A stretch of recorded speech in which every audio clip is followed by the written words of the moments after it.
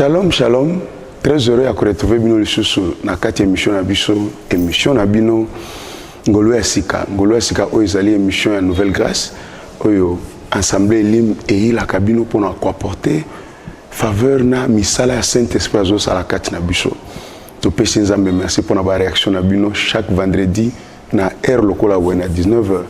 Toujours mona makambo ebele nzambe zo sala ba réaction na bino eza ebele na ba émission ezoleka na ba témoignage bozolanda zamba pambola yo lelo to yakili susu ko partager na bino lilo banzambe après to landa pe ba témoignage o ezo édifier biso pour la kolakisa ke nzambe azana bomo esika nzambe azali monanaka esika nzambe azali bilembo ezalaka tika to banda na lilo banzambe na mukanda Daniel chapitre 6 verset nango 17. Alors, le roi donne cet ordre, amenez Daniel et jetez-le dans la fosse aux lions. Et le roi dit à Daniel, seul ton Dieu que tu sers fidèlement pourra te sauver. Déjà apporte une grande pierre qu'il place sur l'ouverture de la fosse et le roi applique sur la pierre son sceau. Ainsi, celui de ses fonctionnaires importants, personne ne pourra donc changer la situation de Daniel. Pour na libulu akufa la force de la mort de kolanga oyebi le soldat Daniel na ndenge ba tchai na libulu ba akosi kobosa na te na libulu akufa toza makambo ebele le kaka libulu akufa okikozala na ba bilembo ebele ya liboso libulu akufa okikozala kaya maladie okota na kati moyo bimeza te libulu akufa eyaka ko détruire eloko nyonso tu mutu azana ngona maboko ozalaka koteka ozalaka kosala mombongo wana to bameli yango na libulu akufa ekozala mayele ozalaka mayele na classe mayele nyonso tu esila libulu akufa emela yango libulu akufa ekoki kozala eloko nyonso oyo ozalaka na yango mais monde a ténèbres et meliango et qui cause la ministère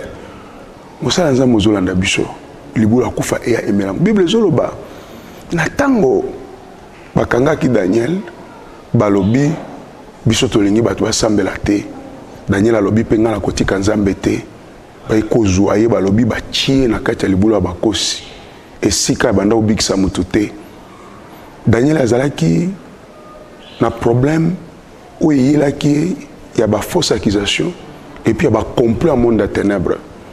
Les boulots à couper, il y a des complots au monde des ténèbres.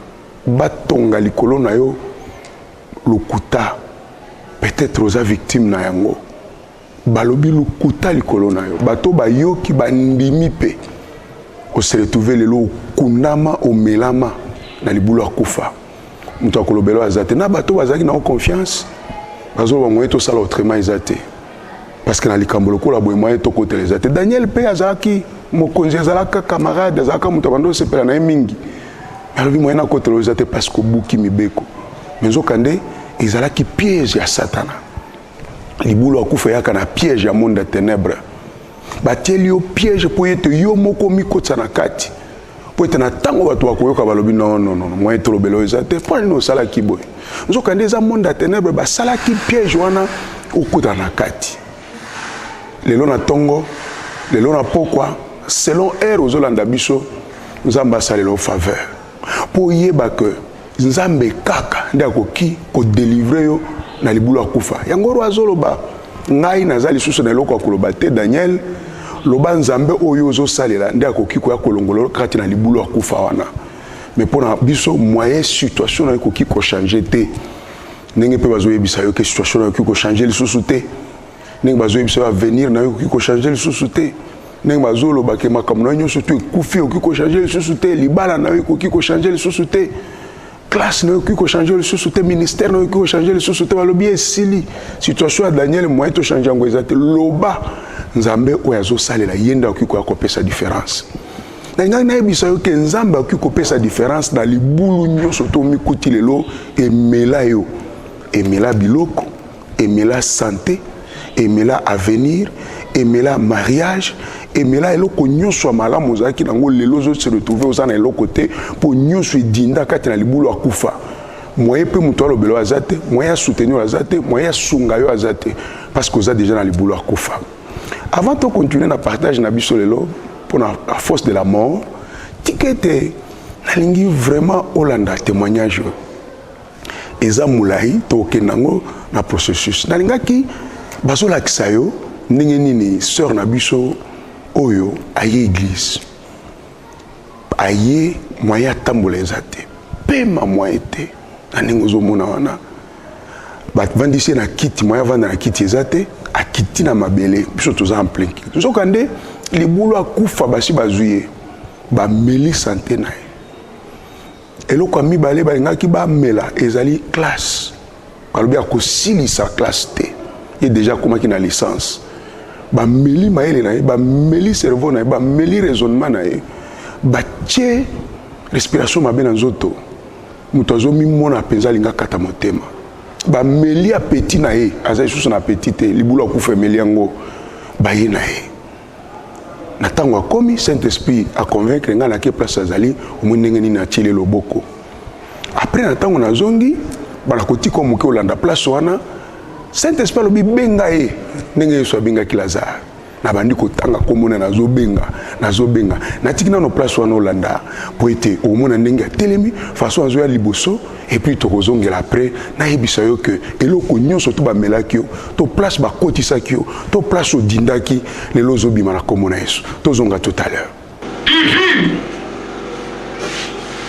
mungongo ezobenga yo eza mungongo na ngati oyaki bazokanga yo mina lobi telema biskari bisoka kosepete divine mungongo ezokeza mungongo na nzambe la longoyo place bachayo la longoyo na bakufi place bachayo place oti kobimisa euti place wana esika place oyoki na tango koti aoyoki place na tolo obandi koka kosukoso na tango sali krasha place wana esili mpona monaki ndenge otokaki lokola moto ndenge okufa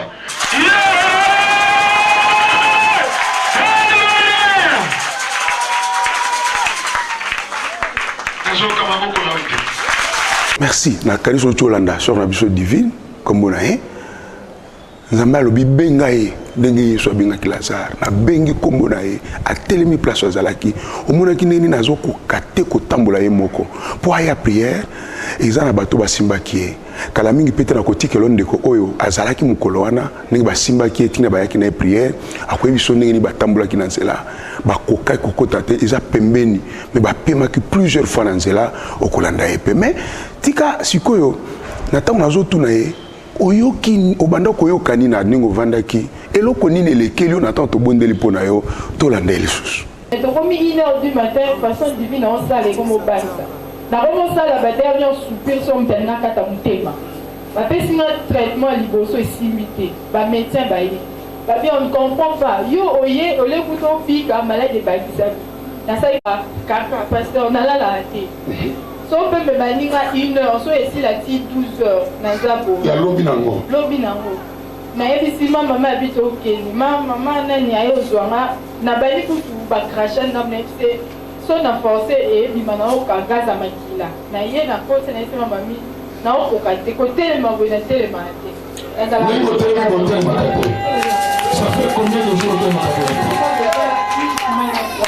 Pardon? Une semaine à 3 jours. Donc, on a ça bien. Maman saliti à moto. A tellement pour mal confrère.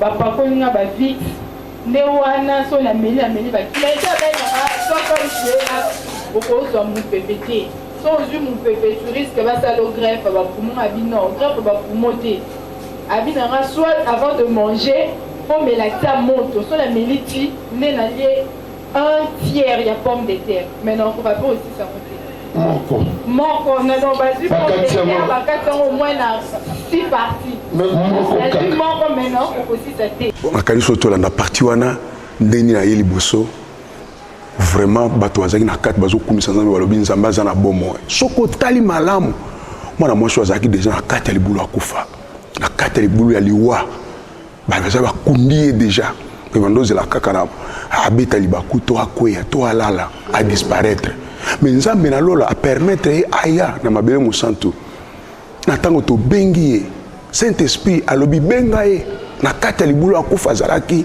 abimi na ntango azotambola ozomona ke moto alongwe parce que na kolakisa quelque part na ntango azozonga sikoyo kouta liboso azozonga omona ndenge azolakisa yo alataki eloko ya malili alongoli yango amiyoki deja pepele ndenge omoni wana azobina na nzambe azobina azokumisa kolo azosanzola ye abanda okoka kotambola ye te bazosimba ye mais cette fois-ci azobina azwi mpe mwana moko oyo aza pembe na bango azwi pele tolo na ye ekomi na capacité ya kosupporter charge ya komema na motu mpe azobina ndeko nanga qu'est-ce qui s'est passé na ntango sikoyo abiki bato bayaki na ye batindi motu epa na bango balobi kokende oyebisa mama na bango awa divine ndenge aza awa abiki mama na bango aye na église azondima te azokanisa ntango mosusu bakosi ye mwana asi akufi yango baye kobenga ye na ndenge ya mayele mpo bayebisa ye te akoti amoni mwana na ye liboso azondima te ke eza mwana na ye na esengaki olanda émotion oye ezwi mama na mwana bango nyonso to bakomolela liboso ya chair mpo na nini parce que moto azalaki na libulu akufa moto azalaki na libulu ya mabe nzambe abimisi ye ayoki esengo de la même façon bato basepelaki na ntango daniel abimaki na libulu akufa na libulu ya bakosi bato bakumisi nzambe ro asepeli alobi nzambe nde tokosalela ndenge moko mpe émotion ezalaki pamba mama natiki olanda na ntango ozolanda ndenge nini émotion ezalaki tozozonga tout de suite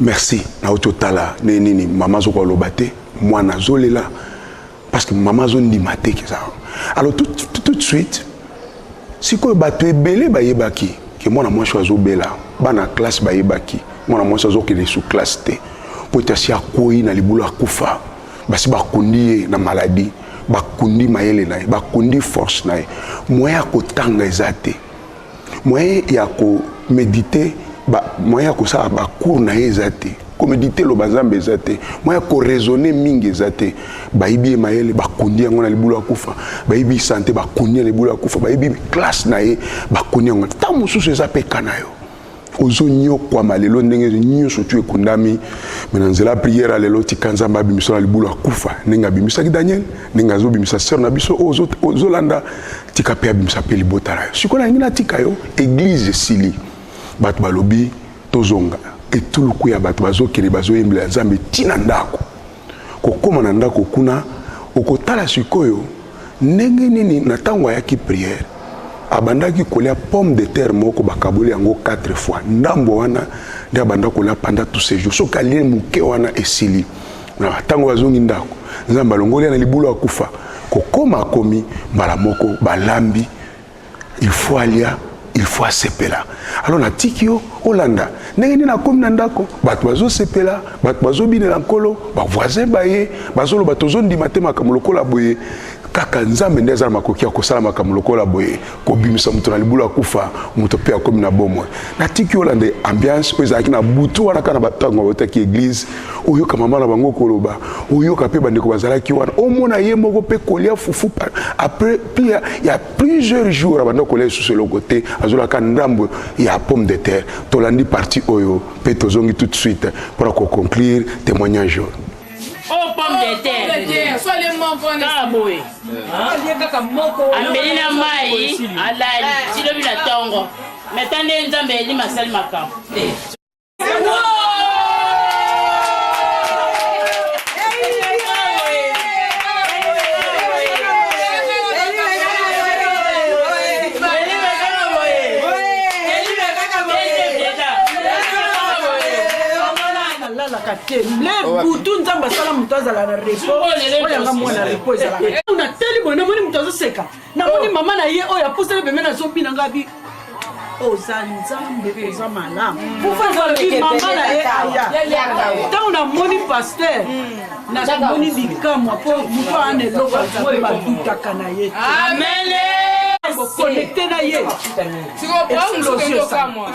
Yakambangu yako mwana maka mzamba ngolo sika sali yakambala o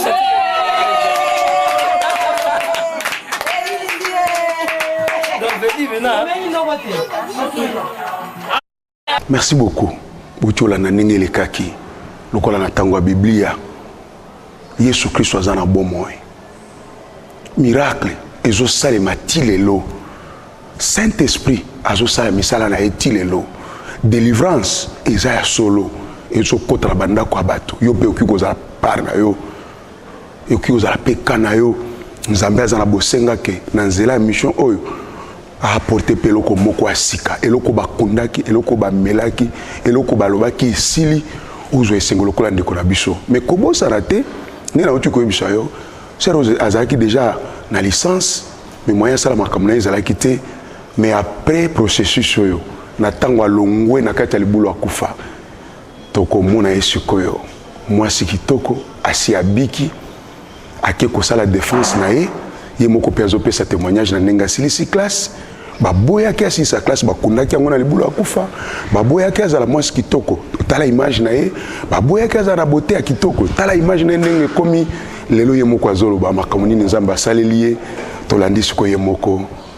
Peut-être tout à l'heure. Merci. Bonjour, je suis la sœur Divine Loubassa, l'une de vos sœurs de l'église et la fille préférée de Papa Jacques Rehoboth et de Maman Espérance.